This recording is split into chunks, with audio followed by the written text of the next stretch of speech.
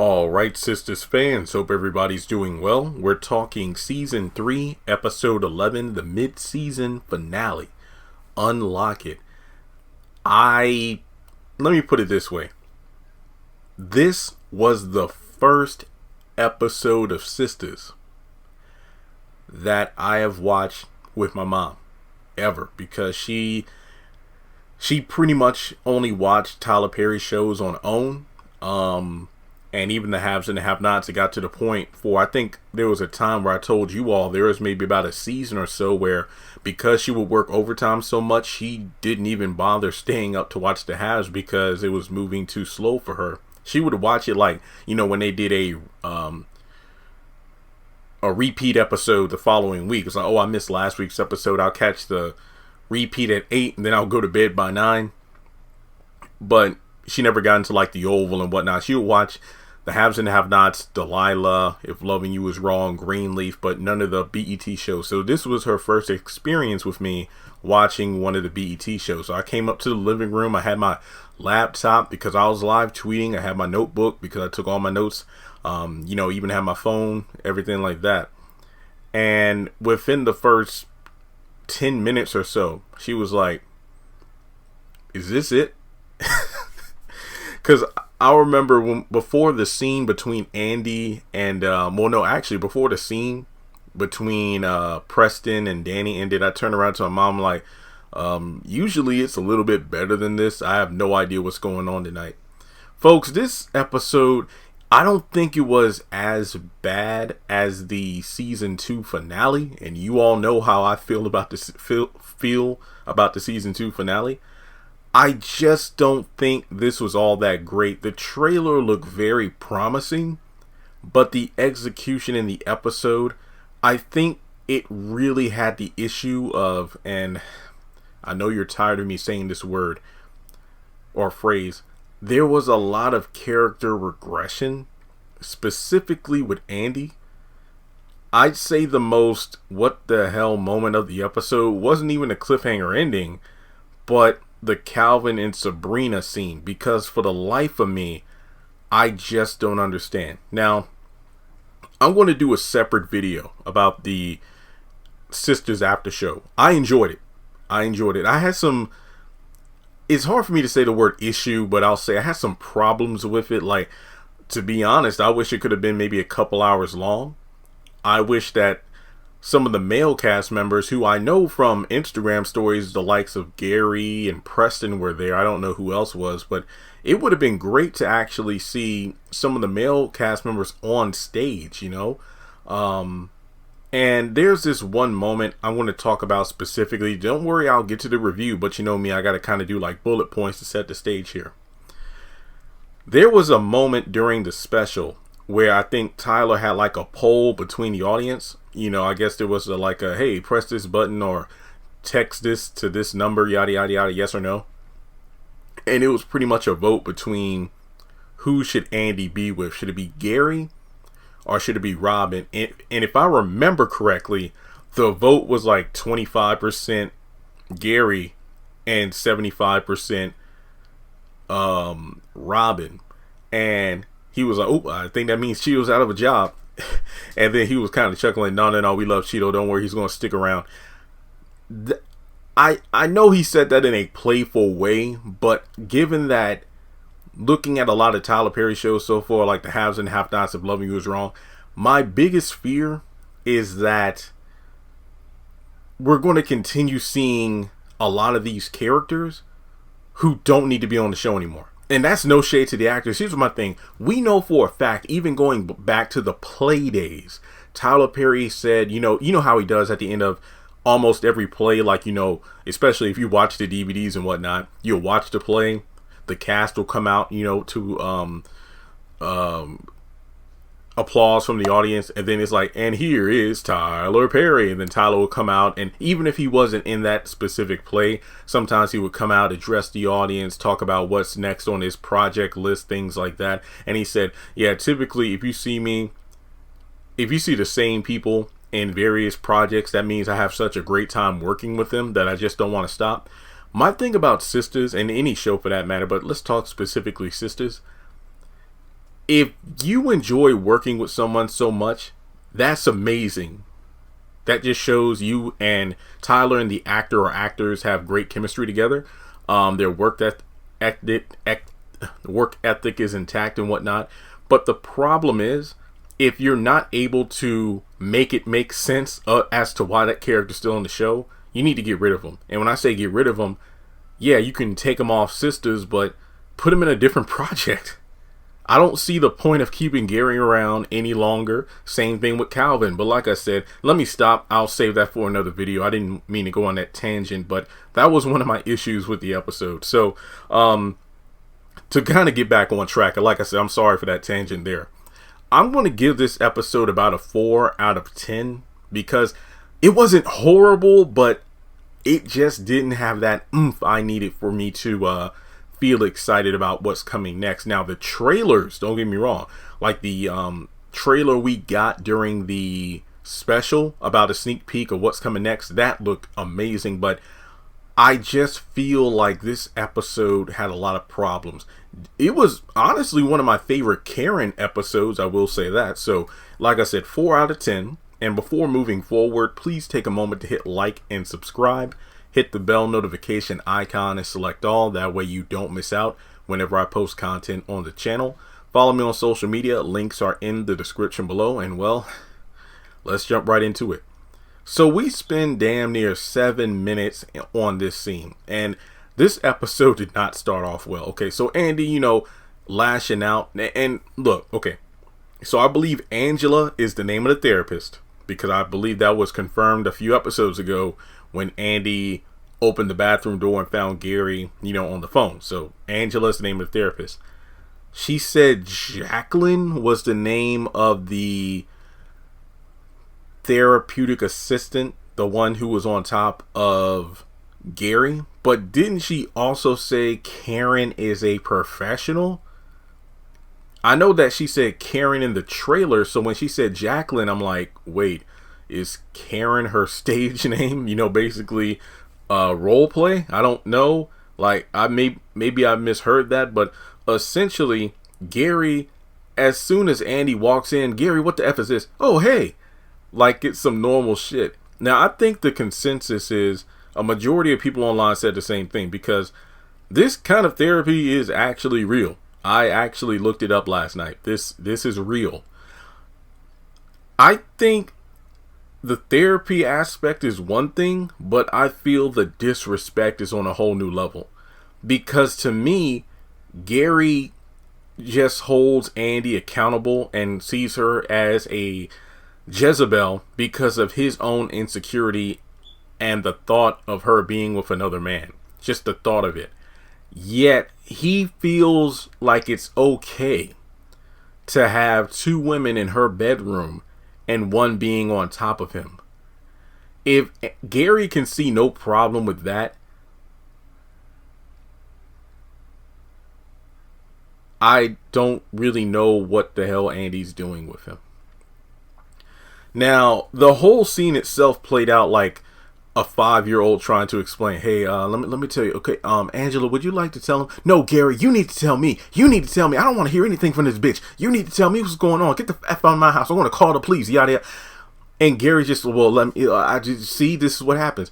He was literally trying to make it seem like, hey, Angela, you see the way Andy's acting right now? This is why I'm always stressed out. This is why you're here.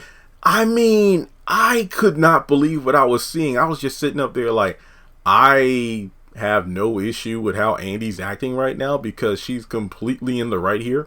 I mean, keep in mind, Gary seems to be completely oblivious with how his actions impact other people, yet he wants to make it known when he feels like he's being hurt. He's being victimized. I mean, well, he's the victim. Because remember, not even 48 hours ago in that same bedroom, your ex-wife came into Andy's apartment, shot you twice, and tried to kill her. You really thought it was a good idea to bring another woman, well, women, into her apartment in her bedroom. Make it make sense, people. Alright, so basically, he brings up the fact that every time you touch me, I keep thinking about him touching you. And the whole thing about it is Gary's acting like this whole thing is okay.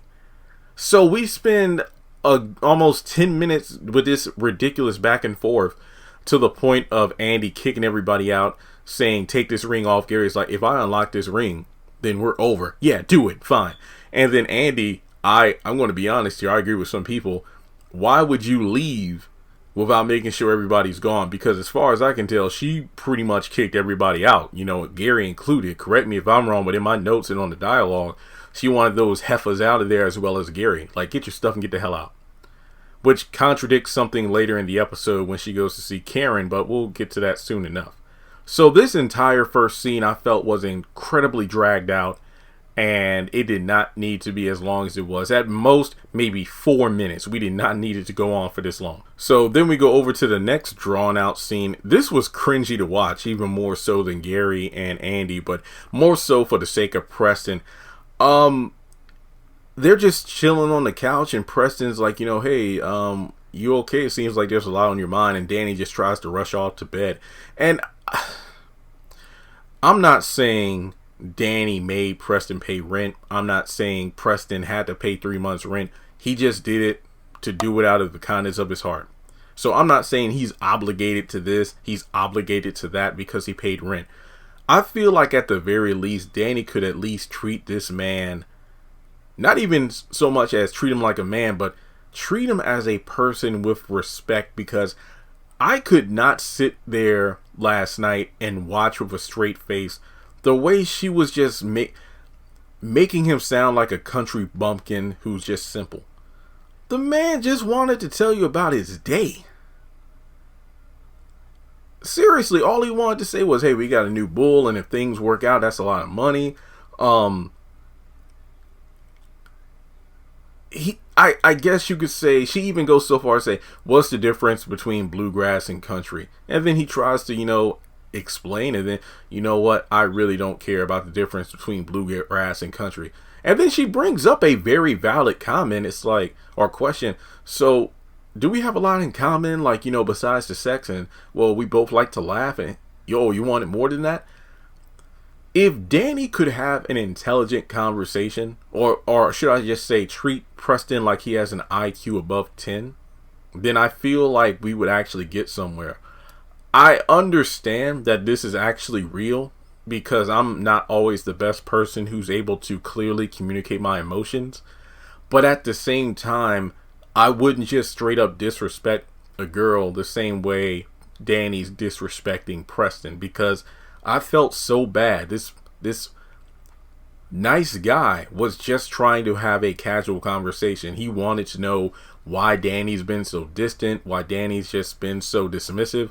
And she pretty much says, it's not that I don't like waking up to you every day, it's just that it's every single day and you're always here and this and that. And then, kind of like the Gary trying to manipulate Andy, Preston begins to think, okay, well, I guess maybe I am the problem. How about this? I'll go stay with my cousin until I find my own place. And, he says something about fixing up dinner.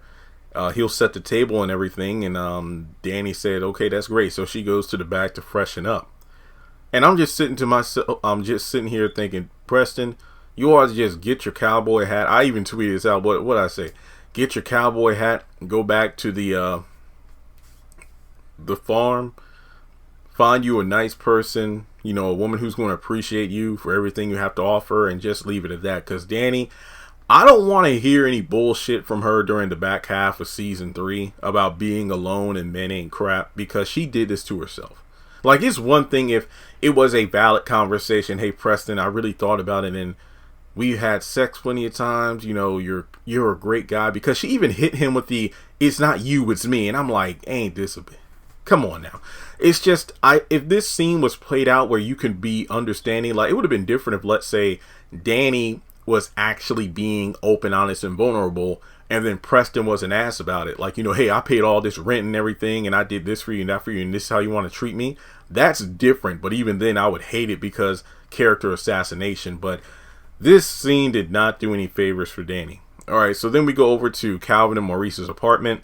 And it's funny how we get to a person who's paid rent and he's putting his foot down. I actually agree that Calvin saying, look, I ain't leaving. This is ridiculous. I pay half the rent. And you're talking about, I need to leave because you're having somebody over.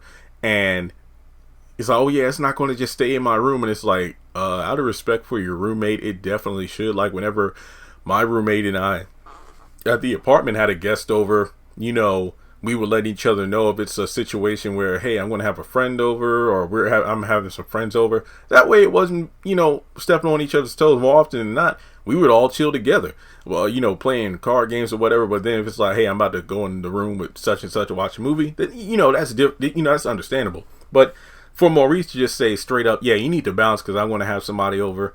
Calvin said the same thing. We've all been thinking, why the hell did I move in here? I want my money back. So from there, Q comes over, and did this fool say gone with the gay? I was like, ain't this something? So Q comes in, and well, we know what happens soon. Maurice actually gets his phone and calls Sabrina and then hands it off to Calvin, and then they're chatting, and essentially she wants him to come over to her place. When I tell you this was some straight up bullshit, I'll get to that soon enough. But this was completely unnecessary. This was just Tyler's way of making it so Calvin remained a character in the show. No offense to the actor, but Calvin has no reason to remain part of this series. It just makes no sense. All right, so Q and Maurice go to do their thing while Calvin leaves because Maurice says big bitch fragrance. This show had a lot of funny zingers in it, I will say that. But then we go over to the salon and Andy stops by and Pam comes in.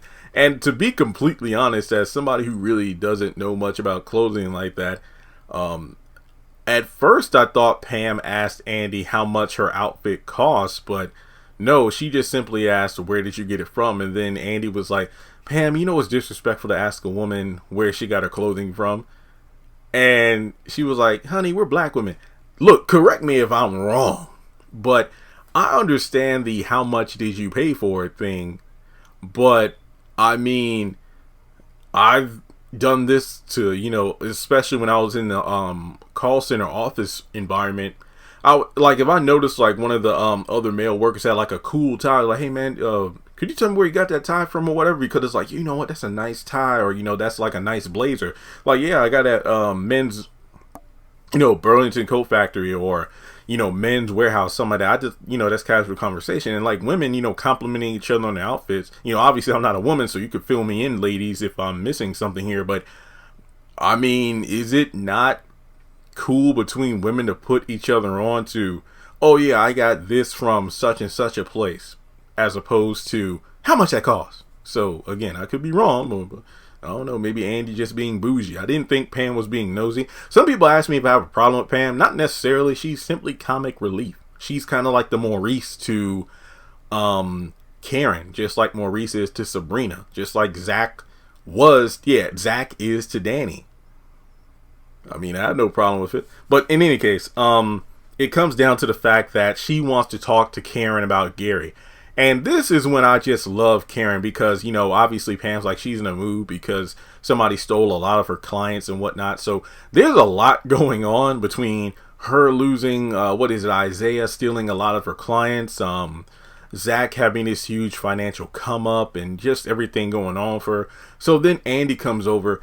Andy pulled the same shit she tried to do in season 2. This is honestly maybe like the third or fourth time Andy's done this. Now follow me on this one and tell me if you remember. Andy, what she'll do is she'll come to talk to her best friend, and she's pretty much doing the same crap that I say we because a lot of us have said this. A lot of the thing, doing the thing we dislike Andy for the most. She'll go to somebody for advice. And then when they tell her the real deal, she'll fly off the handle and then go back to doing whatever it was she's doing. Basically doing the opposite of what she's told. I just love the fact that Karen was calm, cool, and collected the entire time. Karen reminded me of Danni in the sense of, hey, do what you want to, or whatever. I've already tried to tell you, I'm not going to sit here and do it again. Because if you notice how Andy was acting, she was doing exactly what she did like one of the last times her and Karen sat in the salon and talked to each other. Like around the time that, Karen caught Andy with the engagement ring from Gary. She just came over there because I think Karen even called her out for the same shit. It's like, Andy, you just came down here so you can just start some drama. Seriously, it got to a point where Andy decided to try to cry and break down. You know what? When am I going to find someone? When am I going to find a perfect guy who's everything I want, who's honest and loyal? I'm like, don't start that shit. Because she even said, this is some bullshit, Gary. And I'm like, Andy, your entire relationship with Gary was bullshit. You were messing around with a married man. Like, why are you acting surprised about any of this, not having any drama attached to it? So Karen gets to the point where she just pulls out a drink and it's like, yeah, because it was funny. Because remember, look, if you're a season 1, day 1 fan, if I'm not mistaken, season 1 is still on BET Plus. There were a number of times in season 1, whenever one of the ladies was very stressed, they would say, let me hit a joint. Like, somebody would take out a blunt, they would take out the, the pen or whatever and get high. But now they kind of substituted with just having a strong drink. So this was just ridiculous because of the fact that, well, we knew what Andy was doing. Andy was going to come down there and lash out. You can kind of tell by the way she was quote unquote lashing out that she was just in her feelings in the moment. And I'm just sitting here the whole time like, she's eventually just going to cool off. She's going to call Gary again. And then, they'll get back to how they were doing things. But the one thing I'll find interesting about how Gary reacted is, as soon as the ring came off, that's when he was like, oh yeah, what? So you're going to hang out with old boy that you did last night? You know what? I think I will. And I'm just thinking to myself, if you look at how Andy was acting in the first scene, as well as the one with Karen, you could tell that she was just ready to cause a fight. Because typically what she would tell her friends, especially Karen, is, you know what, the whole jealousy thing is actually pretty sexy. But then it gets to a point where she has a breaking point, tells Gary off, but then they get back together. I feel like Andy is just the one, she's pretty much, willing to start shit. She just wants to start shit for the sake of starting shit. Pretty much the fact that, hey, I want me and you to get into a fight. I feel like she likes that thing for the sake of passion. You know how sometimes there are couples like that?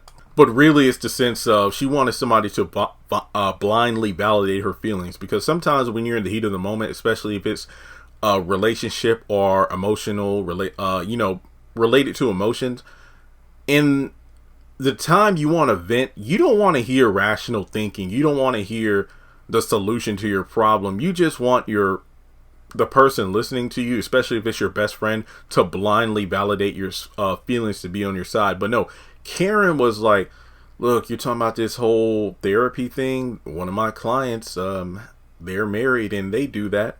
I mean, it's weird, but it's actually normal to have a situation where you're having stress and maybe it's involved physically, and you have therapists to do that kind of thing. So basically from there, they leave from the back room, Pam still being nosy, and Andy says she's going to go home and talk to Gary, and which contradicts what happens in a later scene. But even before that, we see Danni coming out of the bedroom, after freshening up, and she sees like a candle, a bottle of wine and whatnot, and she reads the note that we saw in the preview, and things ended the way I pretty much predicted. Now, somebody on Twitter said they had the note and they sent it to me in a tweet.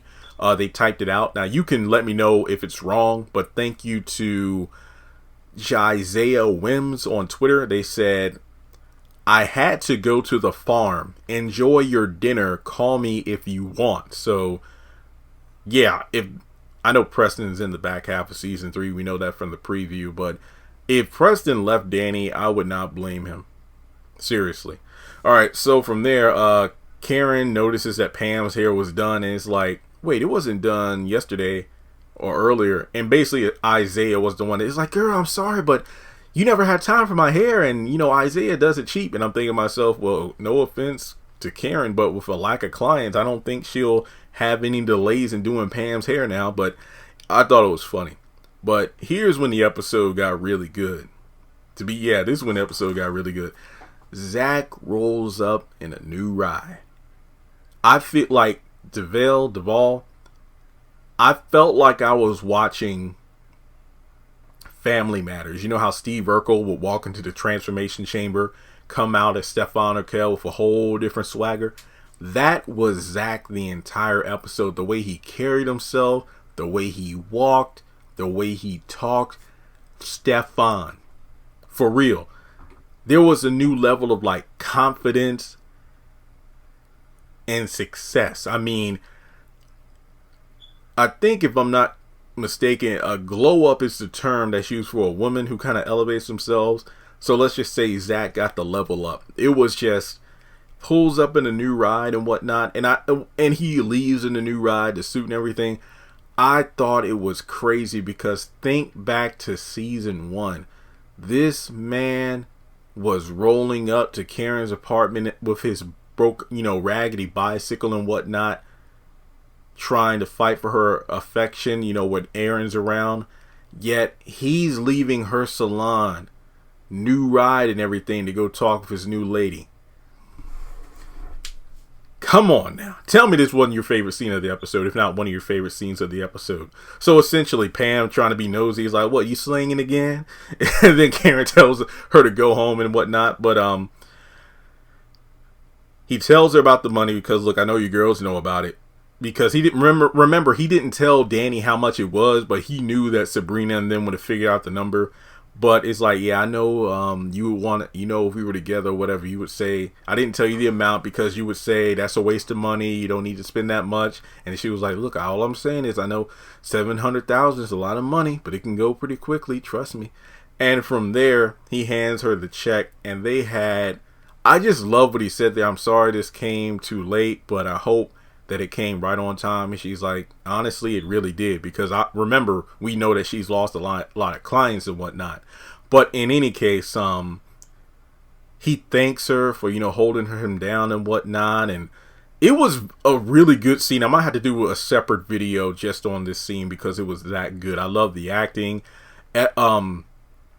Ebony, beautiful. Look, I know her mouth will tear a man down, but there's just something about her eyes when she has this sweet look on her face that I just love so much.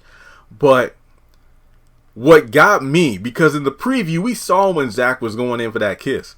So when he put up his fist for a fist bump, I'm like, what is this? I was like, yo. So after that, he turns around to leave, and then she's like, where are you going?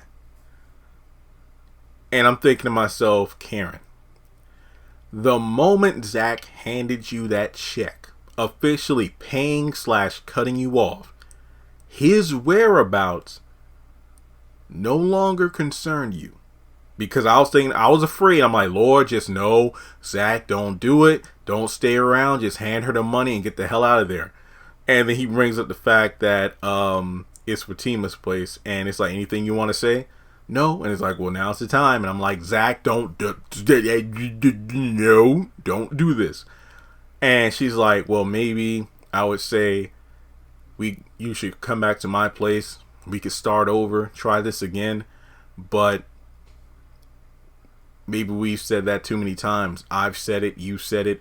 And they pretty much break on a mutual agreement. I think he kissed her on the cheek that, we've started over far too many times. Maybe it's best not to even try it again because they know it might most likely not work. And they say goodbye. And I loved it. The fact that they walked out. Well, he walked out, got in the ride. I'm just like, that's my man. That's Zach. There we go. Zach Attack. Friends forever. Saved by the Bell reference. So Andy's at the law firm, which shocked me. And I'm like, why the hell? I thought you were going back to the apartment. Which, again, I was wondering why she said she was going to talk with Gary, because I thought you threw him out. So would you expect him to still be there? But in any case, she gets on the phone to call Robin, making up a half-ass excuse like, I got the paperwork for my client, and, I just wanted to see if you wanted to see it. If you wanted to go over it real quick. And are you at your hotel? Because we knew what Andy was doing. But it turns out Robin was actually still in the building. And no, I don't think it was him creeping around for her or anything. It's like, no, he was, remember, he's working with a partnership between the law firm and the UK division. So him being there at late hours doing whatever is completely reasonable. Unless there's some ulterior motive, like somebody was following Andy and knew she was there. I don't know, but whatever.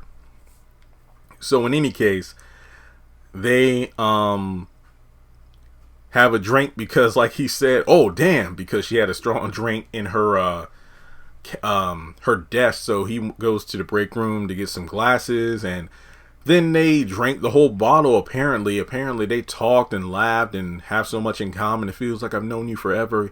Yes, me too. And then they start kissing, and I'm like, oh damn. I'm thinking to myself, Robin, you're just the Paris in this situation, because if I'm not mistaken, as soon as Robin went to go get the cups or glasses, Andy's like, Andy, what the F are you doing? And I'm like, Andy, you know exactly what you're doing. You're trying to not feel anything for Gary by, just throwing it at Robin. That's literally all you're doing right now.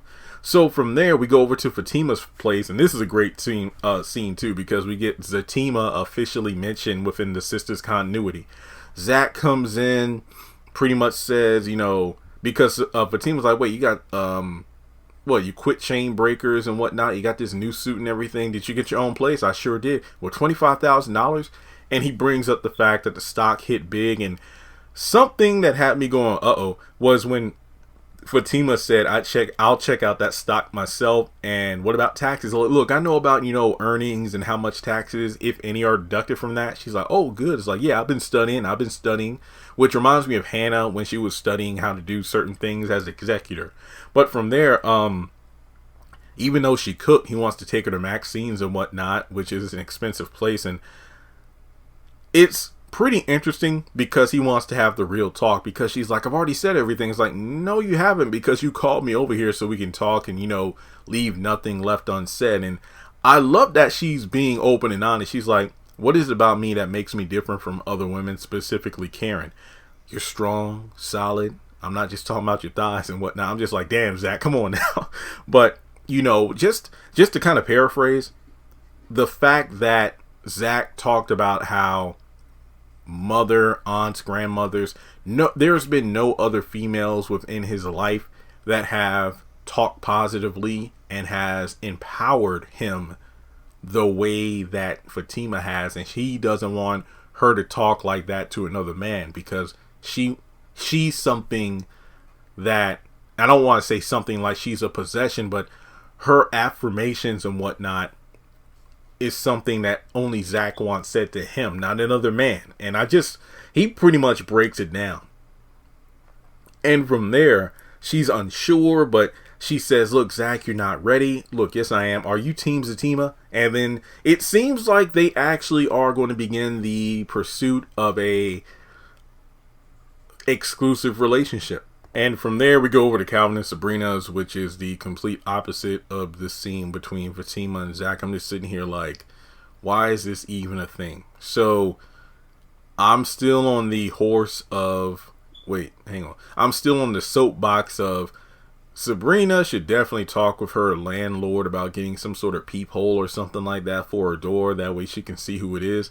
But basically, Calvin comes over and they talk, and I'm sorry, but I'm not buying these two together anymore. Too much shit has gone down that this conversation, this conversation is like the Black Widow movie. It should have came out years before it actually did. Essentially, I need to do what's right for me. Calvin, you don't need to change.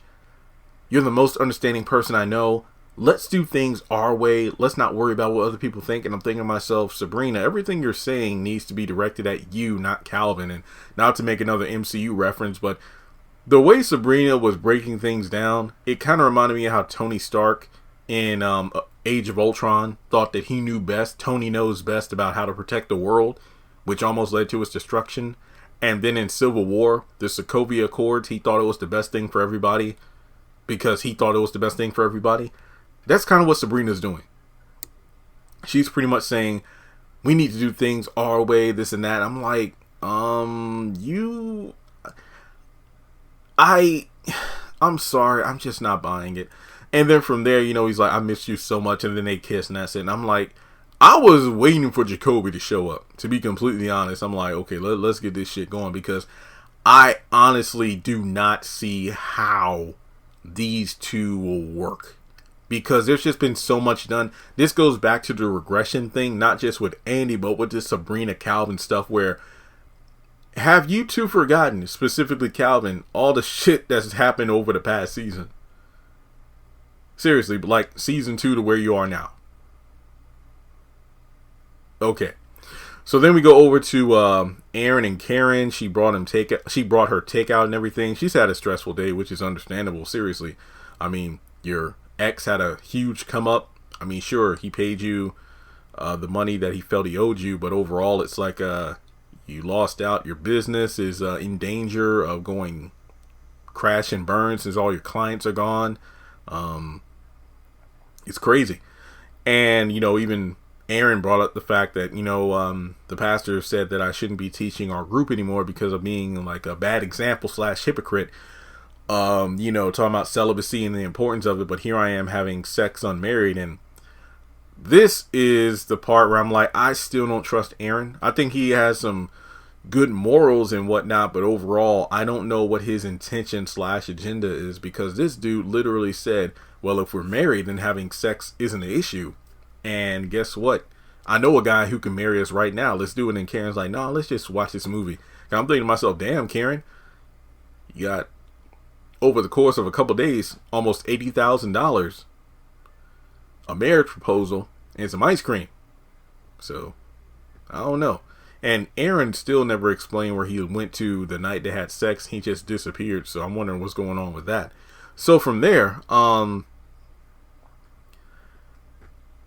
we get to the final scene, if I'm not mistaken. And that's Maurice and Quincy, in bed and whatnot. And after that, I think Maurice and Q was like, my birthday's coming up. I ain't giving you a damn thing. So essentially, Maurice just pissed off and kicks him out of the house. Of the apartment, but he gets on the phone. It's like, oh yeah, I'm still with this bitch. I'll meet up with y'all later. Who that? Yeah, you better get out of here. He pulls a gun out and basically says, you're going to go down to the bank, open up the safe, and you're going to give me everything. You're going to pay me. Yeah, you're going to pay me. And I'm just like, oh crap. To be completely honest, I think a Jacoby Calvin rematch, or just Jacoby showing up at Sabrina's apartment, would have been a much better cliffhanger. I felt like this cliffhanger was only done for the sake of being a cliffhanger, to get people going, oh damn. It just didn't do it for me. I feel like most of this episode felt very repetitive and dragged out and ridiculous. The only scenes that made sense were the ones involving Zach and Karen and Zach and Fatima. Everything else just felt like fluff. Stuff we've seen before. It's only a matter of time before Andy goes back to Gary. Danny's going to start missing Preston because, yeah, she might start going out with other guys, but she'll find out that she's going right back to how she was, the way Sabrina described it last week, where you meet a guy, you move too fast, you love it, you're having sex and whatnot, but then eventually you get bored and move on to the next one. Then she'll realize that Preston was the only solid guy she was with, but at that point it's kind of too late. Kind of the same thing with Sabrina, but for whatever reason Calvin just keeps forgiving her, but whatever. Aaron, like I said, I really don't know what his intentions are. Like, why the hell are you just so rushed to get married? And Zach and Fatima, I feel like there's going to be more obstacles, because like Biggie said, the more money, more problems. And I feel like Zach's going to run into some issues. Like in the preview, we see a woman, I guess you could say the real estate agent, flirting with him. So remember, Zach, you got some money now. People are going to come after you. But then again, he was getting ass even before it, so I don't know. But with that being said, guys, thanks so much for tuning in. Let me know your thoughts on the mid-season finale. Was my score a bit too low? 4 out of 10. Like I said, I honestly have more to say, and I enjoyed the special more than the episode. But make sure you like and subscribe. And if you want to donate to the channel, feel free to do so on PayPal or Cash App.